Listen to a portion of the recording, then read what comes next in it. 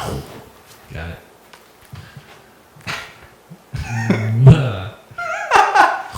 Good times. Welcome to episode 16. All that's going to go right there in the front. Believe me.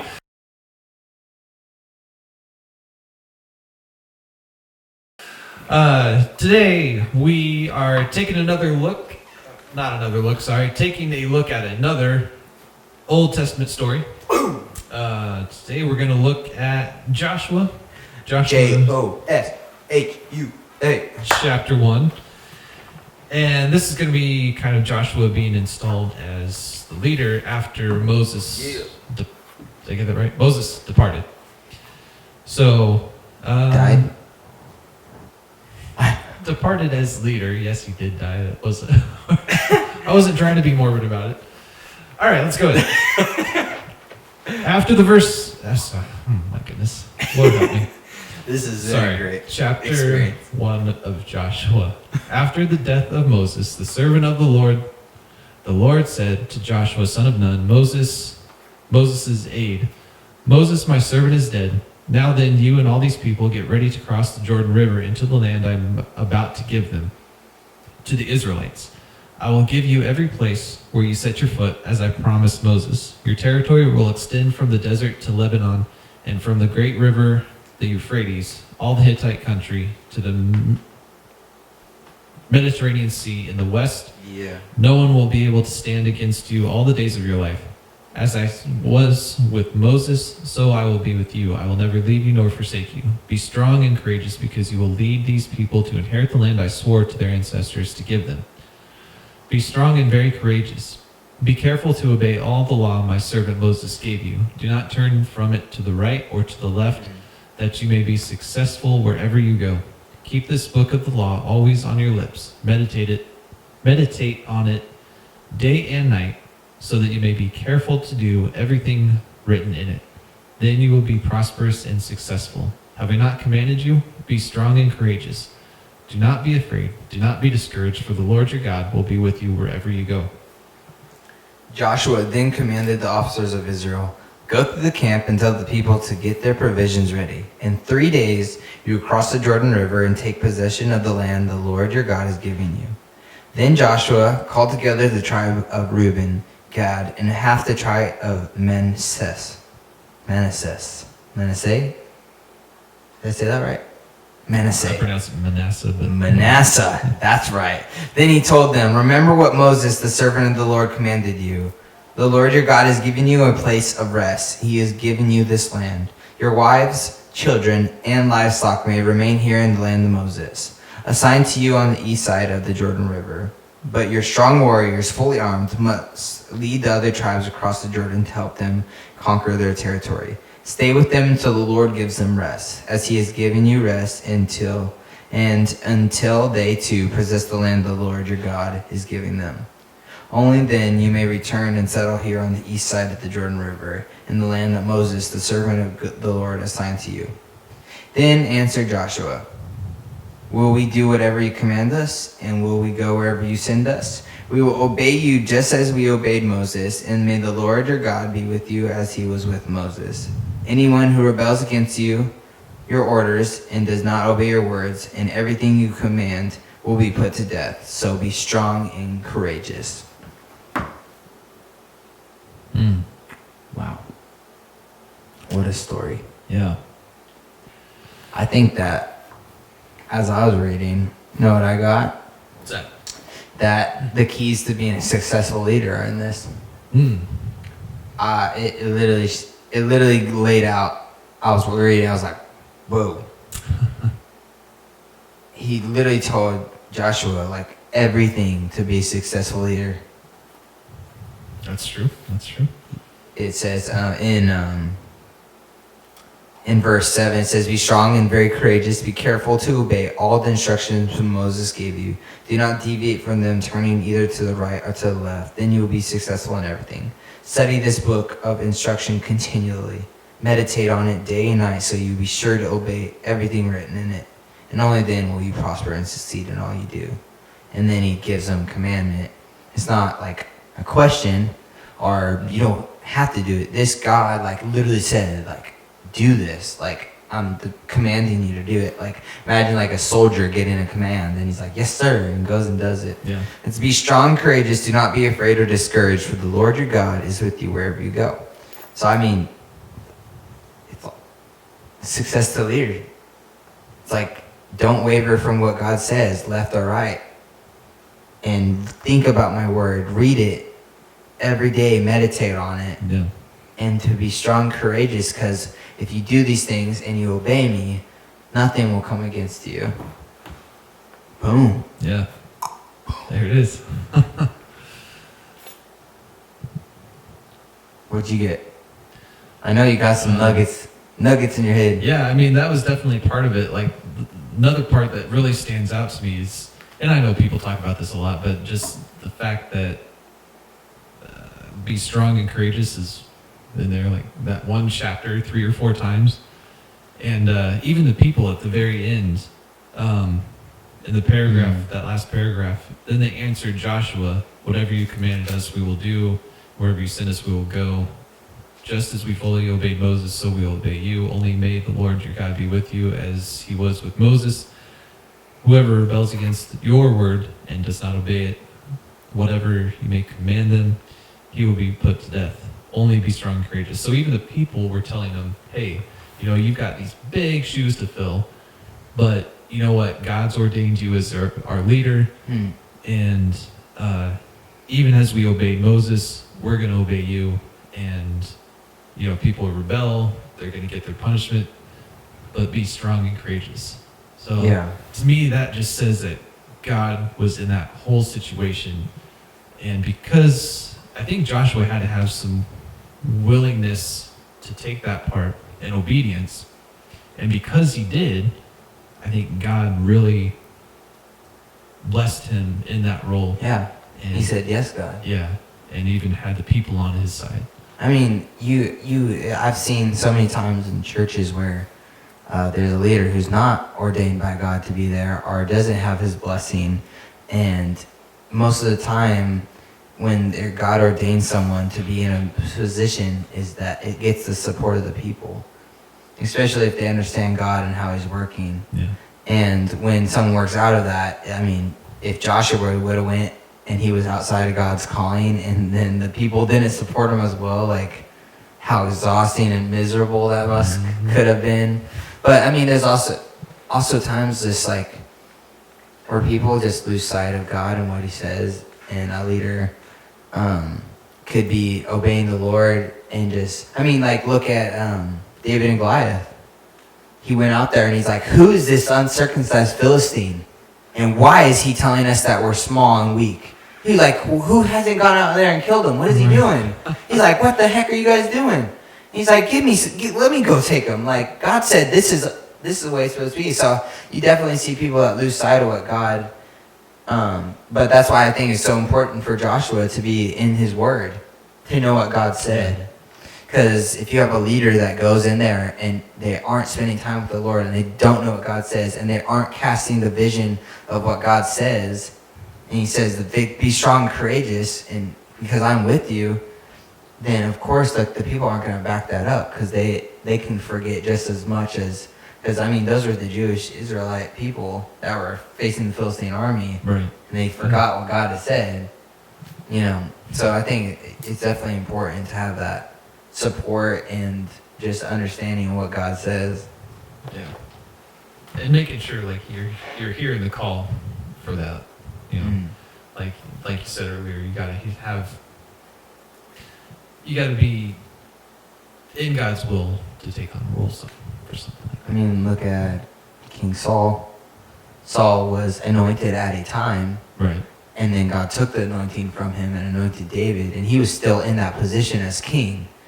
I mean, that could just, in a sense, like, you gotta be really attentive to, like, because God gave him a chance. Like, God was like, someone else, like, I want to use you and have you obey.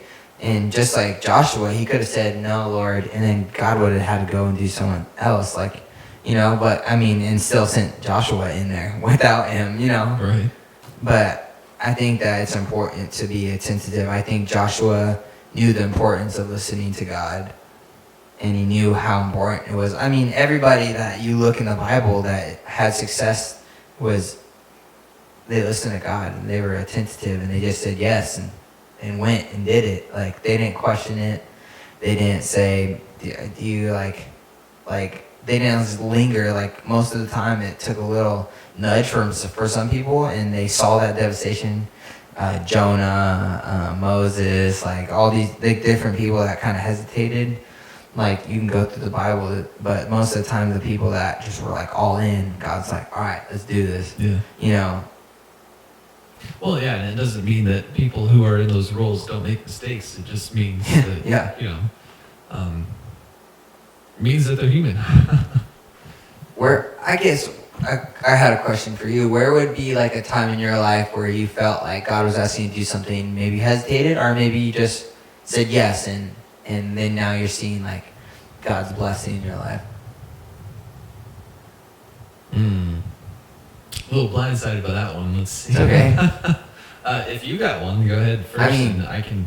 My whole life has been that, like, not just like boasting me, even with watching my parents growing up, is God has put us in so many positions where we're like, are you sure, God? Like, is that what you want us to do?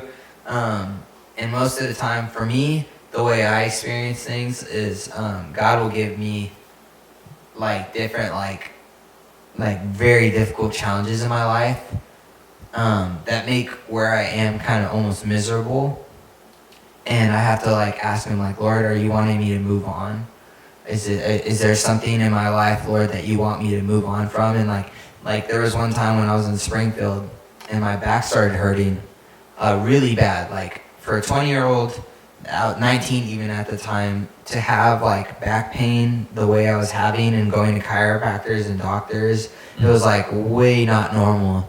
And I really have just had my eyes trained to think, Lord, and watch, like, Lord, okay, like, this is out of the normal. Like, are you trying to say something to me? And there was one time I woke up, the night before, I had been screaming in my sleep. I was asleep, but I was pitched, like, screaming of that, I'm in pain. But I was, like, asleep. And then I woke up, and I couldn't move my arms or my hands or my back or my legs. I just, like, felt like I was paralyzed. I thought I was paralyzed. I was like, oh my gosh. I woke up paralyzed. Like, I was like living in a nightmare. And then I felt God speak so clear to me. He's like, I'm trying to speak to you. And I was like, okay, God. All right, what are you trying to say to me? He's like, I need you to move. And I was like, I can't. I can't move my body. He's like, no, I need you to get outside of where you think you're going to be comfortable. And that was Springfield. Oh. And then this was before God had me move to Kansas. And I was like, oh my goodness, like, I'm not going to have a job. I'm not going to be able to afford somewhere to stay. I don't have any money in the savings. Like, Lord, what are you going to do? And then, long story short, I got a call from Lily's uncle, a job. Then Lily's parents, you can live with us. And I, like, had been dating their daughter, like, and, like, they don't know barely nothing about me. They offered me a place to stay. And then I come to this church, and then I'm offered ministry opportunity. And then and God's just like, when you listen to me, man, when you listen to me. How it works. Yeah, and then Joshua, if you read on, he goes, and the people prosper, and they are given what God promises them. And it's like, when you listen to God, and you listen to the direction that he has for you, like, man, so much blessing comes from that. Did you think of anything? Or maybe a time that it doesn't have to be a bad time. You have actually recently. You can talk about that conference. Right, you're right. Okay, good one. How did I not remember that? So if you've watched previous shows, maybe you've heard me mention that I write and trying to become a published writer. And so, because kind of it hasn't really been going anywhere, and because I've been struggling with it and all this stuff, I'm like, at one point I thought for sure that that's the career I was supposed to have and get into and be able to be in.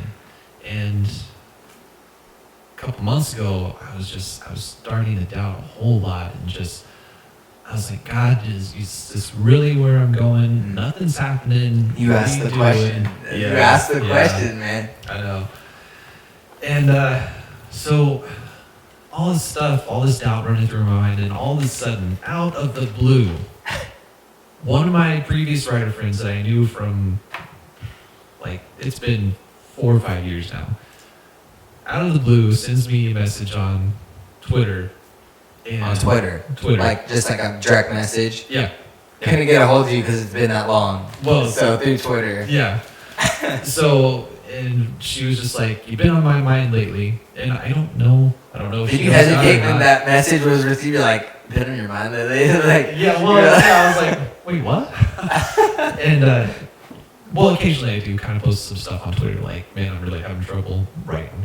But anyway, she was like, been in my mind lately, and I think you need to go to the Pikes Peak Writers Conference this year. Do whatever you can, find babysitters, get money together, do whatever you can, get it together, and go.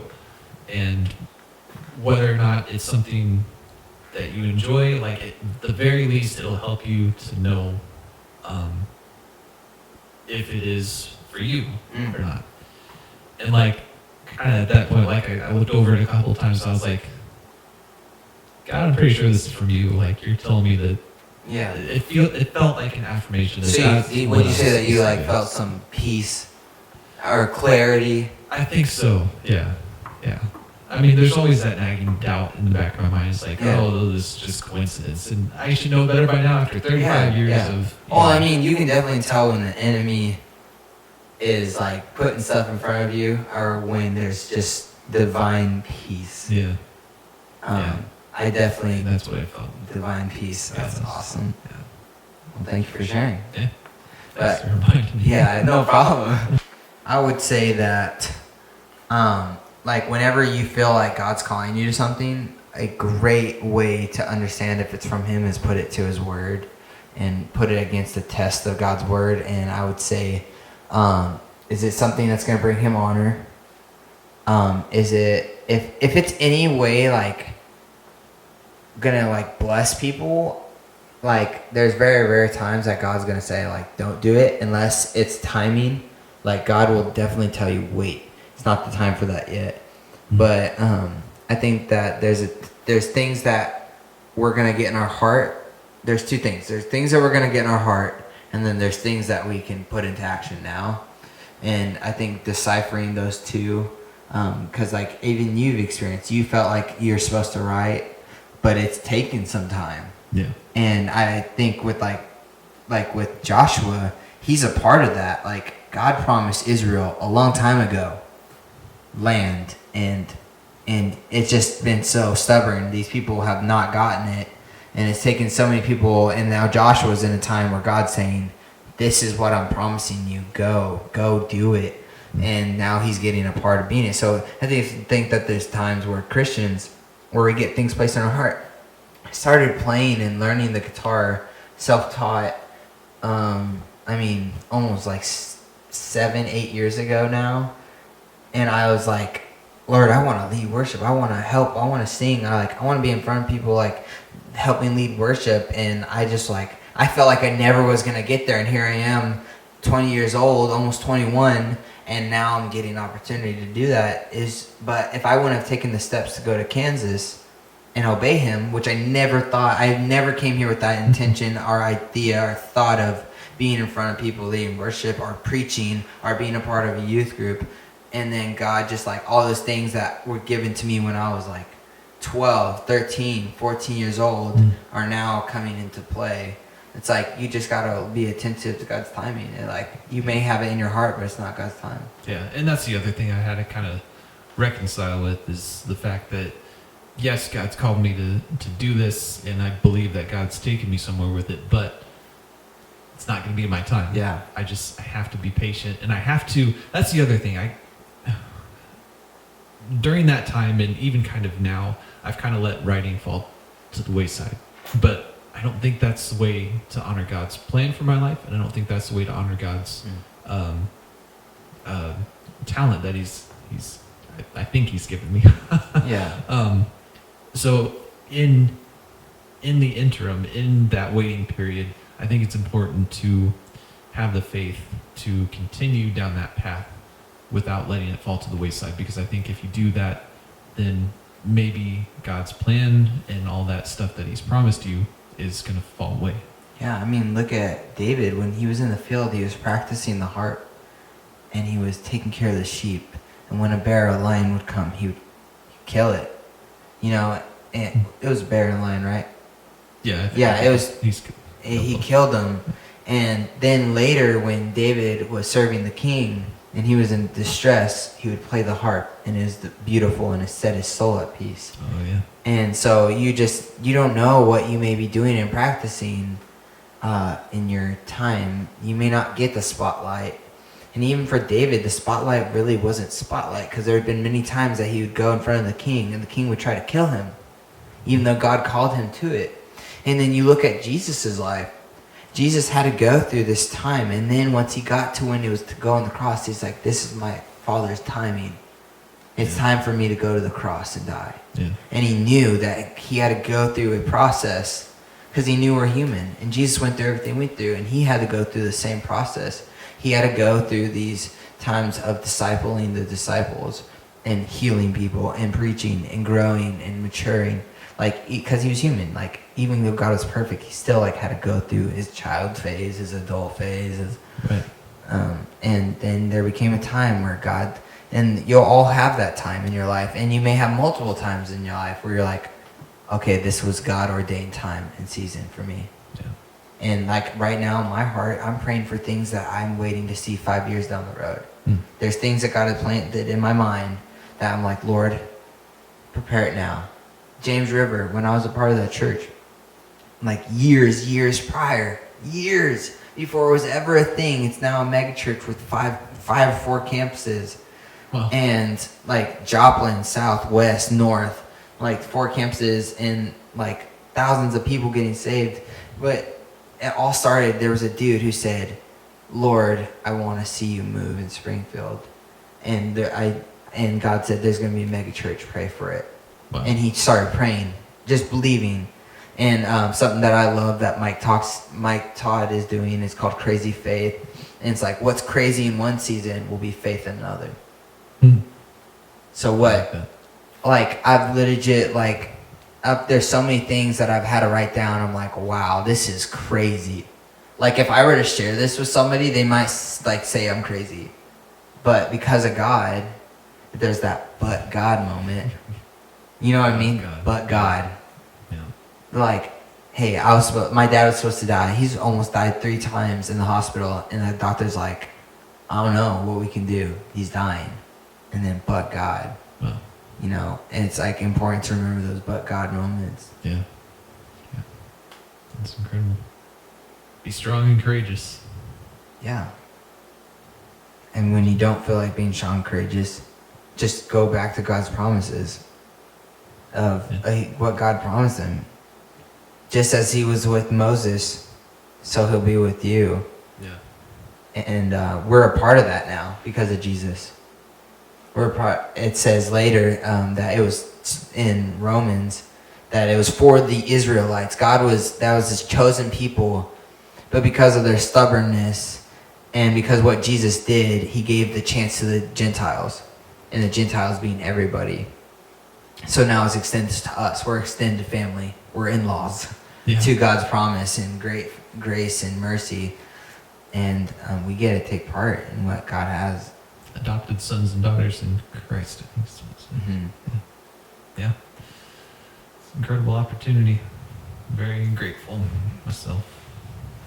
Do you ever feel like it gets taken for granted, like maybe in your life or just in Christians? I definitely feel like I take it for granted a lot of times. Yeah.